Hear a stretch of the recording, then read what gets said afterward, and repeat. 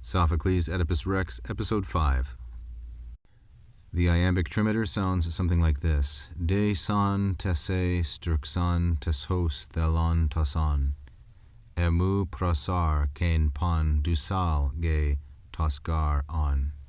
Eyen toi an de me u katoik tiron hedron. Recall that this part of the line was covered in the previous episode. The viewer can refer to that episode for an explanation of this.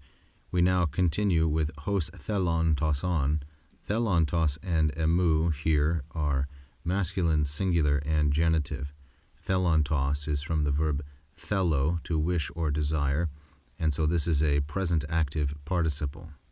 Following the question mark here, and before the colon, the raised dot, there needs to be some verb implicit to make sense of this expression, inasmuch as all we have here is prosarchein, the infinitive, the present active infinitive from the verb pros archo, which means to have pity, to give aid, to help in time of need. So we might understand here, before the hos, some sense of understand or realize or recognize, some imperatival verb of that sort. Understand that, hos, thelon tos emu, I am somebody who is willing, that I myself am willing, prosarchein pon, to give aid or to give help, and then pon here is functioning as an adverbial accusative. It's a neuter singular accusative, and as such it can function as an adverb, called an adverbial accusative. So understand that I am the kind of person who would, emu, I am willing to help you in every way possible, pon. Hos here plus the participle thelon tos is giving us the alleged cause for what follows. I'm relying on Jeffrey Stedman here. In addition, with on, it is the equivalent to a potential optative. So we might say, understand that, or I would be the kind that, hos thelon tos, would help, prosarchein, in every way possible, pon. For, he continues, I would be, eyen, dusal getos. I would be hard-hearted, very stubborn, unfeeling.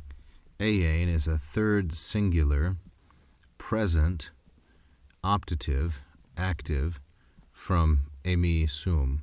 I would be hard-hearted if I were not to, me katoiktiron, if I were not to have compassion, I not having compassion on toyande hedron, on such a suppliant seat, on such a kind of supplication.